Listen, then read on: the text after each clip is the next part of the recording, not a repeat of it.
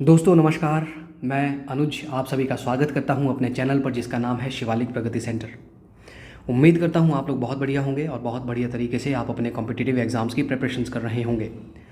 तो आज फिर सामान्य ज्ञान के कुछ और सवालों को मैं आपके साथ डिस्कस करूंगा दोस्तों, जिनको कि टैट का जो एग्ज़ाम हुआ है जून 2022 में, उस एग्ज़ाम में जो सवाल पूछे गए हैं उनको मैं आपके साथ डिस्कस करूंगा। इससे पहले मैंने पार्ट 1 डिस्कस किया जिसमें कि 15 क्वेश्चन को आपके साथ डिस्कस किया। आज और 15 क्वेश्चन आपके साथ डिस्कस करूंगा और वहाँ से जो जितने भी ज़्यादा से ज़्यादा सवाल मैं बना सका वो आपको इस वीडियो के माध्यम से बताने की कोशिश करूँगा। तो दोस्तों यदि अब तक आपने हमारा चैनल सब्सक्राइब नहीं किया तो हमारे चैनल को सब्सक्राइब ज़रूर करें, वीडियो को शेयर ज़रूर करें, लाइक ज़रूर करें दोस्तों, यदि आपको वीडियो पसंद आता है तो चलिए आज आपका ज़्यादा समय ना लेता हुआ अभी इस वीडियो की शुरुआत करता हूं और देखते हैं आज के वीडियो में पहला सवाल। अगर आपको ध्यान हो, क्वेश्चन नंबर 70 तक मैंने आपके 75 तक मैंने पिछले वीडियो में क्वेश्चन आपके साथ डिस्कस किए थे। आज क्वेश्चन नंबर 76 को देखते हैं दोस्तों। तो क्वेश्चन नंबर 76 है कि भारत किस गोलार्ध में है, भारत किस गोलार्ध में स्थित है। ऑप्शन ए दक्षिणी गोलार्ध, ऑप्शन बी उत्तरी गोलार्ध, ऑप्शन सी उत्तर व दक्षिणी गोलार्ध, ऑप्शन डी उपरोक्त में से कोई नहीं। तो इस सवाल का जो सही जवाब होगा वो होगा ऑप्शन बी दोस्तों, भारत जो है उत्तरी गोलार्ध में है। कहने का मतलब ये है, अगर ये पूरी की पूरी पृथ्वी है, इस पृथ्वी को एक रेखा है, उस रेखा का नाम है भूमध्य रेखा। इस रेखा का नाम है भूमध्य रेखा। भूमध्य रेखा या फिर इसको हम विषुवत रेखा भी कहते हैं, या इसको भूमध्य रेखा, विषुवत रेखा, 0 डिग्री अक्षांश रेखा या फिर इक्वेटर भी हम कहते हैं दोस्तों। तो ये विषुवत रेखा पृथ्वी को 2 बराबर भागों में बांटती है। इस भाग का नाम है उत्तरी गोलार्ध और जो नीचे जो भाग है इसको हम कहेंगे दक्षिणी गोलार्ध। क्योंकि भारत की स्थिति यदि आप मानचित्र में देखें तो इस तरफ को है, लगभग यहाँ पे भारत की स्थिति है, तो भारत जो है उत्तरी गोलार्ध वाला देश है। नेक्स्ट क्वेश्चन देखें। भारत में प्रथम मुख्य चुनाव आयुक्त कौन थे। Option A doctor Nagendra Singh, option B T Swaminathan, option C VS. Ramadevi, option D Sukumar Sen. तो भारत में जो पहले मुख्य चुनाव आयुक्त थे उनका नाम है सुकुमार सेन। ऑप्शन डी जो है इसका इस सवाल का सही जवाब है ऑप्शन डी। इसके अलावा दोस्तों डॉक्टर नगेंद्र सिंह है, टी स्वामीनाथन है और वी.एस. रमादेवी, ये भी भारत के मुख्य चुनाव आयुक्त रहे हैं। तो लेकिन पहले आपको पूछा गया पहले प्रमुख भारत के प्रथम मुख्य चुनाव आयुक्त कौन है, तो प्रथम मुख्य चुनाव आयुक्त है सुकुमार सेन। यदि आपको सवाल पूछा गया होता कि वर्तमान में भारत के मुख्य चुनाव आयुक्त कौन है, तो वर्तमान में भारत के जो मुख्य चुनाव आयुक्त हैं उनका नाम है राजीव कुमार। एग्ज़ाम में ये सवाल आपको पूछा जा सकता है, ध्यान रखें। भारत के जो मुख्य चुनाव आयुक्त हैं इनमें से आपको कुछ और भी सवाल पूछे जा सकते हैं। आपको सवाल पूछा जा सकता है इनकी नियुक्ति किसके द्वारा की जाती है। तो नियुक्ति जो है भारत के मुख्य चुनाव आयुक्त की या फिर भारत के जो चुनाव आयुक्त होते हैं उनकी जो नियुक्ति है वो राष्ट्रपति के द्वारा की जाती है। आपको सवाल पूछा जा सकता है कि इनका कार्यकाल बताइए। जो मुख्य चुनाव आयुक्त हैं उनका कार्यकाल कितने वर्ष का होता है। तो कार्यकाल इनका या तो 65 वर्ष या फिर 6 वर्ष, इनमें से जो भी अवधि पहले आएगी दोस्तों वही इनका कार्यकाल समझा जाएगा। आपको सवाल पूछा जा सकता है कि मुख्य चुनाव आयुक्त जो हैं भारत के, उनको उनके कार्यकाल से पहले हटाने की जो प्रक्रिया है वो कहाँ पर शुरू होती है, कौन उनको हटा सकता है। तो भारत के जो मुख्य चुनाव आयुक्त हैं उनको हटाने की प्रक्रिया संसद में शुरू होती है। जैसे राष्ट्रपति पर महाभियोग की प्रक्रिया शुरू होती है, उसी तरह से संसद के सदन में, संसद का जो सदन है लोकसभा या राज्यसभा, उन सदन में भारत के मुख्य चुनाव आयुक्त को उनके कार्यकाल से पहले भी हटाया जा सकता है यदि वो भारतीय संविधान में जो कार्य उनको दिए हैं उन कार्यों का निर्वहन अच्छे से नहीं कर रहे, तो उनको संसद के किसी भी सदन में महाभियोग की जो प्रक्रिया है वो शुरू करके उनको हटाया जा सकता है। हालांकि महाभियोग शब्द का जो प्रयोग सिर्फ राष्ट्रपति के लिए किया गया है कि राष्ट्रपति को महाभियोग की प्रक्रिया के द्वारा हटा सकते हैं, जिसको कि संसद में लाया जाता है। नेक्स्ट क्वेश्चन, अगर आपको सवाल पूछा जाए कि जो भारत का जो चुनाव आयोग है दोस्तों, भारत के चुनाव आयोग में एक तो मुख्य चुनाव आयुक्त होते हैं, इसके अलावा 2 अन्य चुनाव आयुक्त होते हैं। वर्तमान में अरुण गोयल और अनूप चंद पांडे जो है वो भारत के चुनाव आयुक्त हैं। नेक्स्ट क्वेश्चन देखिए, क्वेश्चन नंबर 78, आर्य समाज की स्थापना किसने की थी। Option A Raja Ram Mohan Roy, option B Swami Dayanand Saraswati, option C Swami Vivekananda और ऑप्शन डी है ईश्वर चंद्र विद्यासागर। ये सवाल एग्जाम पॉइंट ऑफ व्यू से बहुत ज़्यादा ज़रूरी है और ये जो चारों पर्सनैलिटी जो हैं आपको एग्ज़ाम में ये सवाल पूछने की संभावनाएं इन चारों पर्सनैलिटी से बहुत ही ज़्यादा है। तो आर्य समाज की स्थापना आपसे पूछा हुआ है, और आर्य समाज की जो स्थापना की है दोस्तों वो की है स्वामी दयानंद सरस्वती ने। 1875 में स्वामी दयानंद सरस्वती ने आर्य समाज की स्थापना की। आपको यदि सवाल पूछा जाए कि नारा किसने दिया, वेदों की ओर लौटो, तो वेदों की ओर लौटो ये जो नारा दिया गया है ये भी नारा स्वामी दयानंद सरस्वती के द्वारा दिया गया है। स्वामी दयानंद सरस्वती ने एक पुस्तक लिखी, उस पुस्तक का नाम है सत्यार्थ प्रकाश। सत्यार्थ प्रकाश, सत्यार्थ प्रकाश ये किताब जो है स्वामी दयानंद सरस्वती के द्वारा लिखी गई है। एग्जाम में सवाल पूछा जाता है। मैं कई बार आपको बता चुका हूँ कि टेट का जो एग्ज़ाम है उसमें पुस्तकें सामान्यतः पूछी जाती हैं, तो आपको पूछा जा सकता है। स्वामी दयानंद सरस्वती ने नारा दिया, भारत भारतीयों के लिए है, भारत भारतवासियों के लिए है, या फिर इंडिया फॉर इंडियंस। ये नारा किसने दिया, ये स्वामी दयानंद सरस्वती के द्वारा दिया गया है। स्वामी दयानंद सरस्वती का आपको नाम पूछा जाए, उनका नाम है बचपन का मूलशंकर। मूलशंकर, स्वामी दयानंद सरस्वती का जो नाम है वो है मूलशंकर। और शुद्धि आंदोलन यदि आपको पूछा जाए किसने चलाया, तो शुद्धि आंदोलन स्वामी दयानंद सरस्वती के द्वारा चलाया गया। इसके अलावा राजा राम मोहन राय को देखें तो राजा राम मोहन राय ने ब्रह्म समाज की स्थापना की, ब्रह्म समाज। और ब्रह्म समाज की स्थापना 1828 में राजा राम मोहन राय के द्वारा की गई। राजा राम मोहन राय के प्रयासों से ही 1829 में सती प्रथा का अंत किया गया। सती प्रथा के लिए किसने प्रयास किया, राजा राम मोहन राय ने। हालांकि मैं पहले भी बता चुका हूँ, इसको सती प्रथा को ख़त्म करने के लिए जो कानून बनाया वो विलियम बेंटिक के द्वारा बनाया गया है। जो विवेकानंद है दोस्तों, स्वामी विवेकानंद के गुरु है रामकृष्ण परमहंस। स्वामी विवेकानंद ने 1897 में रामकृष्ण मिशन की स्थापना की, 1887 में वेलूर मठ की स्थापना की। कई बार मैं आपको बता चुका हूँ। 1893 में जो शिकागो में, अमेरिका के शिकागो शहर में जो विश्व धर्म सम्मेलन हुआ, उसमें भारत की तरफ से जो रिप्रेजेंटेटिव गए वो स्वामी विवेकानंद ही गए थे। ईश्वरचंद्र विद्यासागर के प्रयासों से 1856 में दोस्तों, ईश्वरचंद्र विद्यासागर के प्रयासों से 1856 में अगर आपको सवाल पूछा जाए, विधवा पुनर्विवाह किसके प्रयासों से शुरू किया गया, तो ये ईश्वरचंद्र विद्यासागर के प्रयासों से शुरू किया गया। इस पर कानून जो बनाया गया है वो लॉर्ड कैनिंग के द्वारा बनाया गया, जो भारत के पहले वायसराय थे। नेक्स्ट क्वेश्चन देखें, क्वेश्चन नंबर 79 है दोस्तों। रणजी ट्रॉफी किस खेल से संबंधित है? Option A football, option B cricket, option C hockey, option D table tennis.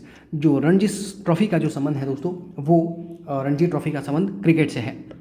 इसके अलावा क्रिकेट में कुछ और भी ट्रॉफीज़ खेली जाती हैं। जैसे आपको पूछा जाए दिलीप ट्रॉफी का संबंध कौन से खेल से है, आपको सवाल पूछा है जो ईरानी ट्रॉफी है वो कौन से खेल में होती है, आपको सवाल पूछा जा सकता है देवधर ट्रॉफी आपको पूछा जा सकता है एग्जाम में विजय हजारे ट्रॉफी का संबंध जो है कौन से खेल से है। तो ये सभी के सभी ट्रॉफीज़ जो हैं वो क्रिकेट से खेली जाती हैं। हालांकि क्रिकेट में और भी बहुत सारे इवेंट्स होते हैं, बहुत सारी ट्रॉफीज़ होती हैं। जैसे आपको सवाल पूछा जाए कि जो एशिया कप है वो कौन से खेल में खेला जाता है, तो हाल ही में एशिया कप हुआ, जिसमें अगर आपने ध्यान दिया होगा तो भारत ने श्रीलंका को उसमें बहुत बुरी तरह से हरा दिया है। तो ये भी आपको सवाल पूछा जा सकता है, एशिया कप कहाँ पे हुआ, तो वो कोलंबो में हुआ, जिसमें विजेता जो टीम हुई वो भारत हुई। नेक्स्ट अगर आप देखें फुटबॉल को, अगर आप देखें तो फुटबॉल में भी कुछ सवाल पूछे जाते हैं। जैसे आपको सवाल पूछा जाए जो संतोष ट्रॉफी है, संतोष ट्रॉफी कौन से गेम से संबंधित है, या आपको सवाल पूछा जाए डूरंड कप जो है कौन से खेल में खेला जाता है। डूरंड कप 1888 में सबसे पहले भारत में खेला गया, शिमला में। ये भी आपको सवाल पूछा जा सकता है कि डूरंड कप की शुरुआत जो है कहाँ पे की गई है। 1888 में डूरंड कप सबसे पहले शिमला में खेला गया। या आपको सवाल पूछा जा सकता है जो सुब्रतो कप है कौन से खेल से संबंधित है। आपको सवाल पूछा जा सकता है यूरो कप कौन से खेल से संबंधित है। या सवाल पूछा जा सकता है जो नेहरू कप है, नेहरू कप या नेहरू ट्रॉफी, एक बार चेक कर लीजिएगा वो कौन से खेल से संबंधित है, तो वो फुटबॉल से संबंधित है। हॉकी से कुछ हॉकी में कुछ जो ट्रॉफीज़ हैं, जो जैसे आपको सवाल पूछा जाए हॉकी में रंगास्वामी कप आपको पूछा जा सकता है कौन से खेल से संबंधित है। या आपको सवाल पूछा जा सकता है सुल्तान अजलान कप जो है किस खेल से संबंधित है, तो ये जो है वो हॉकी से संबंधित है। इस तरह जो अलग अलग खेल हैं उनमें कौन कौन से कप खेले जाते हैं, आपको ये सवाल एग्जाम में इस तरह से पूछे जाते हैं। तो आप जब भी अपने एग्जाम की प्रिपरेशन करें तो इन सवालों को ध्यान में ज़रूर रखें। नेक्स्ट क्वेश्चन देखें, क्वेश्चन नंबर 80 है दोस्तों, सर्वप्रथम पंचायती राज व्यवस्था कहाँ लागू की गई? Option A Rajasthan, option B Gujarat, option C Bihar, option D Himachal Pradesh. तो सर्वप्रथम पंचायती राज व्यवस्था जो लागू की गई है वो राजस्थान के नागौर ज़िले में, राजस्थान के नागौर ज़िले में ये व्यवस्था चालू की गई। मैं कई बार आपको बता चुका हूँ कि जो पंचायती राज या जो स्थानीय स्वशासन है, यहाँ से आपको सवाल एग्जाम में पूछे जाते हैं। तो जैसे अभी आपको सवाल पूछा गया, सर्वप्रथम पंचायती राज व्यवस्था कहाँ पे शुरू हुई? तो ये राजस्थान में जो नागौर ज़िला है वहाँ पे 2 अक्टूबर को, शायद 2 अक्टूबर 1959 को ये पंचायती राज व्यवस्था चालू की गई है। अगर आपको सवाल पूछा जाए भारत में, भारतीय संविधान में जो 73वां संशोधन है वो कब वो पारित किया गया? तो भारतीय संविधान में जो 73वां संशोधन है वो पंचायती राज व्यवस्था से जुड़ा हुआ है और इसको 1992 में 73वां संवैधानिक संशोधन जो है ये पारित किया गया। आपको सवाल पूछा जा सकता है कि भारतीय संविधान का जो 74वां संशोधन है जिसमें कि नगर पालिकाओं का जिक्र किया गया है, वो भारतीय संविधान में 1993 में इसको पारित किया गया। इस तरह के सवाल आमतौर पर एग्जाम में आपसे पूछे जा सकते हैं।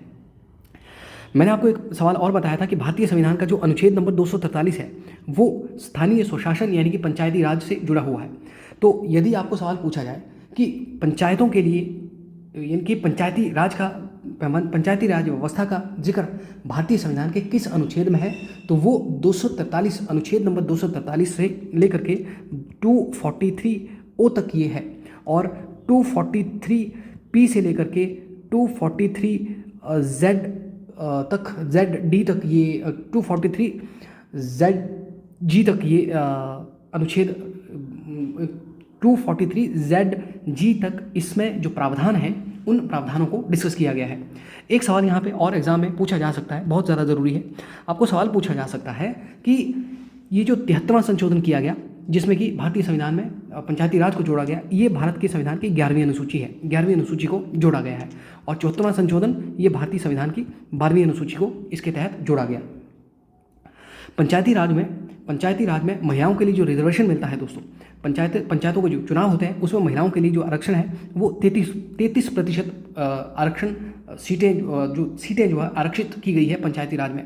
ये भारतीय संविधान का जो अनुच्छेद है वो 243 में ये लिखा गया है। एक बार ये भी सवाल एग्जाम में पूछा गया कि महिलाओं को पंचायतों में जो 33% आरक्षण मिलता है वो भारतीय संविधान के जो अनुच्छेद है 243 उसमें किस भाग में है? 243 ए में है, 243 बी में है, 243 सी में है या 243 डी में है? तो आर्टिकल नंबर 243 डी में लिखा गया है कि पंचायतों के जो चुनाव होंगे उसमें महिलाओं को 33% जो है आरक्षण उसमें दिया जाएगा। हालांकि अभी हाल ही में भारत सरकार ने महिला रिजर्वेशन बिल जो लाया गया है लोकसभा राज्यसभा में उसको पास कर दिया गया है। उसमें अब लोकसभा और राज्यसभा के जो चुनाव होंगे उसमें भी महिलाओं को 33% आरक्षण की बात कही गई है, जिसको कि नारी शक्ति वंदन अधिनियम 2023 करके ये विधेयक संसद में लाया गया और संसद के दोनों सदनों से ये पारित हो गया। नेक्स्ट क्वेश्चन देखें दोस्तों, क्वेश्चन नंबर, और ये क्वेश्चन आपको पूछा जा सकता है कि हाल ही में जो नारी शक्ति वंदन अधिनियम लाया गया है उसमें महिलाओं को कितने आरक्षण देने की बात कही गई है? तो 33% है, ध्यान रखिएगा। नेक्स्ट क्वेश्चन है, क्वेश्चन नंबर 81 है दोस्तों, भाखड़ा बांध किस नदी पर स्थित है? Option A Sutlej, option B Ravi, option C Chenab, option D Beas. तो भाखड़ा बांध जो है ये सतलुज नदी पर स्थित है दोस्तों। भाखड़ा बांध से आपको बहुत तरह के सवाल और भी पूछे जा सकते हैं। भाखड़ा नंगल बांध हम इसको कहते हैं। आपको पूछा जा सकता है भाखड़ा बांध की शुरुआत या भाखड़ा बांध की जो स्थापना की गई इसका कार्य कब शुरू हुआ? तो 1948 में इसका कार्य शुरू हुआ और 1963 में भाखड़ा बांध बन करके तैयार हो गया। एग्जाम में सवाल पूछा जा सकता है। भाखड़ा बांध को बनाने का मुख्य जो पर्पज़ है वो इसका जो उद्देश्य है वो विद्युत उत्पादन और जो सिंचाई है ये इसका मुख्य उत्पादन है। आपको सवाल पूछा जा सकता है कि भाखड़ा बांध में से जो पानी निकलता है वो जो सिंचाई के लिए जो पानी है वो कौन कौन से राज्य को पानी सप्लाई करता है? तो इसमें एक तो राजस्थान है, दूसरा इसमें हरियाणा है, तीसरा इसमें पंजाब है, चौथा इसमें हिमाचल प्रदेश है और जो 5वां राज्य है वो है राजस्थान। तो वो है राजस्थान। मैंने आपको बताया राजस्थान हो गया, राजस्थान के बाद हरियाणा हो गया, उसके बाद हरियाणा के बाद पंजाब हो गया, पंजाब के बाद हिमाचल हो गया और हिमाचल प्रदेश, और 5वां जो है वो दिल्ली है दोस्तों, दिल्ली। तो भाखड़ा बांध से लाभान्वित राज्य जो है, हालांकि दिल्ली जो है एक NCR रीजन है, तो ये आपको पूछा जा सकता है, एग्जाम में सवाल बन सकते हैं। और जब इसकी स्थापना हुई थी दोस्तों, जब भाखड़ा बांध की जो स्थापना हुई है, जब यहाँ पे उद्घाटन करने के लिए उस समय भारत के जो प्रधानमंत्री आए थे, तो उन्होंने बांधों को आधुनिक भारत के नए मंदिर की संज्ञा दी गई थी। ये भी आपको सवाल पूछा जा सकता है कि पंडित जवाहरलाल नेहरू ने आधुनिक भारत के नए मंदिर की संज्ञा किसे दी गई है, तो वो बांधों को दी गई है। एक बार ये सवाल जो है कमीशन में पूछा गया था। और भाखड़ा बांध जो है, भाखड़ा नंगल बांध, जैसे मैंने आपको बताया, सतलुज नदी का पानी रोक करके इस बांध को निर्माण किया गया है। और इसी बांध के इसी कारण जो है, जो गोविंद सागर झील है, हिमाचल प्रदेश की जो सबसे बड़ी झील है गोविंद सागर झील, तो गोविंद सागर झील का निर्माण भाखड़ा बांध के पानी को रोकने से हुआ है। एग्जाम में इस तरह से भी आपको सवाल पूछा जा सकता है। नेक्स्ट क्वेश्चन देखें। Question number 82। कर्क रेखा भारत के कितने राज्यों से होकर के गुजरती है? Option A 6, option B 8, option C 9, option D 5। ये सवाल को मैं कई बार आपके साथ डिस्कस कर चुका हूँ। तो कर्क रेखा जो है ये भारत के 8 राज्यों से गुजरती है, और ये राज्य आपको मालूम होने चाहिए। एक गुजरात है, एक राजस्थान है, एक मध्य प्रदेश है, एक छत्तीसगढ़ है, एक झारखंड है, और एक पश्चिम बंगाल है, और एक त्रिपुरा है दोस्तों, और नेक्स्ट जो है वो मिज़ोरम है। मिज़ोरम कई बार एग्जाम में कई एग्जाम्स में ये सवाल पूछा गया है। तो कर्क रेखा भारत के 8 राज्यों से गुजरती है। कर्क रेखा जो है ये 23.5 डिग्री उत्तरी अक्षांश रेखा जो है 23.5 डिग्री, यहाँ से ये रेखा खींची गई है। नेक्स्ट क्वेश्चन देखें। नेक्स्ट क्वेश्चन है कि क्षेत्रफल की दृष्टि से भारत का विश्व में कौन सा स्थान है? ऑप्शन ए 5वां, ऑप्शन बी 4था, ऑप्शन सी 7वां, ऑप्शन डी 8वां। तो क्षेत्रफल की दृष्टि से भारत जो है विश्व का 7वां स्थान है क्षेत्रफल की दृष्टि से भारत का। यदि आपको सवाल पूछा है कि भारत क्षेत्रफल की दृष्टि से विश्व का कितने प्रतिशत है, इस तरह से यदि आपको सवाल पूछा जाए, तो भारत क्षेत्रफल की दृष्टि से विश्व का 2.4% है। लेकिन देशों में अगर पूछा है कौन से स्थान पर है, तो भारत जो है 7वें स्थान है क्षेत्रफल की दृष्टि से। नेक्स्ट क्वेश्चन दोस्तों, अंतर्राष्ट्रीय महिला दिवस कब मनाया जाता है? ऑप्शन ए 8 मार्च, ऑप्शन बी 21 जून, ऑप्शन सी 1 दिसंबर, ऑप्शन डी 10 अक्टूबर। तो दोबारा मैं आपसे ये कहना चाहूँगा, तो डेज ज़रूर याद करके जाएं दोस्तों। अंतर्राष्ट्रीय महिला दिवस मनाया जाता है 8 मार्च को। 21 जून को हम मनाते हैं अंतर्राष्ट्रीय योग दिवस।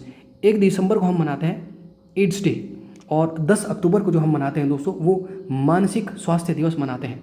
और 10 दिसंबर को अगर पूछा गया होता, तो 10 दिसंबर को मनाते हैं विश्व मानव अधिकार दिवस। नेक्स्ट क्वेश्चन देखें, क्वेश्चन नंबर 85 दोस्तों। क्वेश्चन नंबर 85 है कि भारत का संविधान कब अपनाया गया? ऑप्शन ए 26 नवंबर 1949, ऑप्शन बी 17 सितंबर 1787, ऑप्शन सी 3 मई 1947, ऑप्शन डी है 23 मार्च 1956। जो भारत का जो संविधान अपनाया गया दोस्तों, वो 26 नवंबर 1949 को भारत का संविधान अपनाया गया, या इसको अंगीकृत किया गया, या फिर इसको हम कह सकते हैं इसको अधिनियमित किया गया। लेकिन अगर पूछा जाए भारत का संविधान लागू कब हुआ, तो भारत का जो संविधान लागू हुआ वो 26 जनवरी 1950 को। 26 जनवरी 1950 को भारत का संविधान लागू हुआ। भारतीय संविधान को बनाने में लगभग 3 साल का समय लगा, 2 वर्ष 11 महीने और 18 दिन। भारत के संविधान को बनाया किसने? संविधान सभा ने। संविधान सभा का गठन कब किया गया? संविधान सभा का गठन 1946 में किया गया। 1946 में संविधान सभा का गठन किया गया। संविधान सभा की पहली बैठक कब हुई? 9 दिसंबर को। 9 दिसंबर 1946 को संविधान सभा की पहली बैठक हुई, और 24 जनवरी 1950 को संविधान सभा को भंग किया गया। ये भी आपको सवाल पूछा जा सकता है। संविधान सभा के अध्यक्ष थे डॉक्टर राजेंद्र प्रसाद। आपको शायद ये सवाल पता होगा। संविधान सभा से कई तरह के क्वेश्चन बनते हैं, ज़रूर तैयार करके जाएं। नेक्स्ट क्वेश्चन देखें। क्वेश्चन नंबर 86 है दोस्तों। क्वेश्चन नंबर 86 है कि किस पठार को दुनिया की छत कहा जाता है? ऑप्शन ए तिब्बत का पठार, ऑप्शन बी मंगोलिया का पठार, ऑप्शन सी बोलीविया का पठार, ऑप्शन डी पामीर का पठार। तो जो पामीर का पठार है इसको कहा जाता है दुनिया की छत या विश्व की छत। पामीर का पठार दुनिया का सबसे ऊंचा पठार है। इसकी ऊंचाई जो है समुद्र तल से लगभग 5000 मीटर की ऊंचाई पर ये स्थित है, और इसीलिए इसको विश्व की छत कहा जाता है। क्षेत्रफल की दृष्टि से यदि आपको पूछा जाए दुनिया का सबसे बड़ा पठार कौन सा है, तो वो है तिब्बत का पठार। कभी कभी तिब्बत का पठार को दुनिया की छत कहा जाता है, अगर ऑप्शन में पामीर का पठार नहीं हो तो। क्योंकि इसमें दोनों ऑप्शन हैं, तो पामीर का पठार ही विश्व की छत का जो है इसकी संज्ञा दी गई है। फिर भी आप एक बार इसको कंफर्म ज़रूर कर लीजिएगा, और कमेंट बॉक्स में अगर आपको लगता है कि इसका आंसर पामीर का पठार नहीं है, तिब्बत का पठार है, तो हमें कमेंट ज़रूर कीजिए, बट इसका आंसर जो है वो पामीर का पठार ही होगा।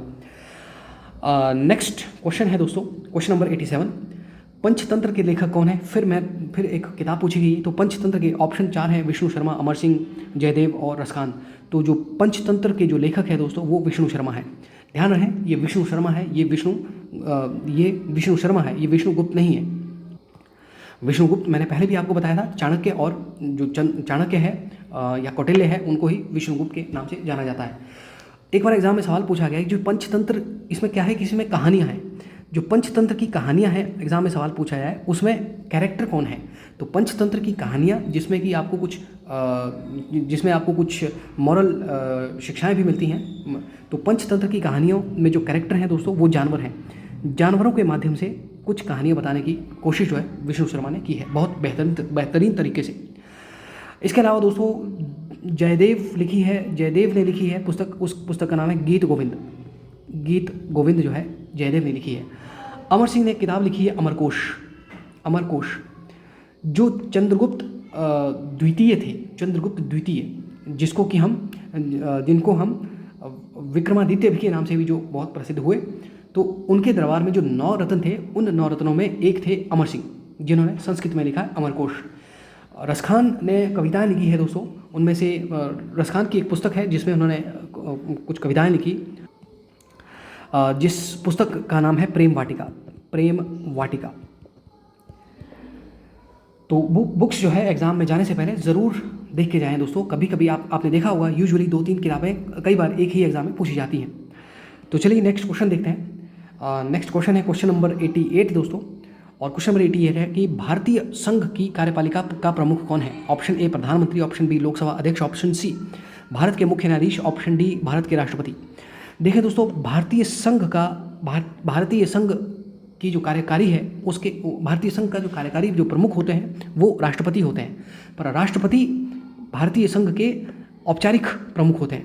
भारतीय संघ की जो कार्यपालिका है, भारतीय संघ की जो कार्यकारिणी है उसके औपचारिक या फिर नामात्र प्रमुख होते हैं। अगर पूछा जाए भारतीय संघ के वास्तविक प्रमुख कौन है, तो भारतीय संघ की कार्यकारी के वास्तविक प्रमुख कौन है? तो वास्तविक प्रमुख होते हैं दोस्तों प्रधानमंत्री। इस सवाल का जवाब है वो, मेरे हिसाब से इस सवाल का जवाब यहाँ पे ना तो औपचारिक पूछा गया है ना ही आपको वास्तविक पूछा गया है, परंतु भारतीय संघ की कार्यकारी का जो प्रमुख होता है वो राष्ट्रपति होता है, इसीलिए उनको राष्ट्रपति कहा जाता है। राष्ट्रपति के ही नाम से सभी कार्य किए जाते हैं।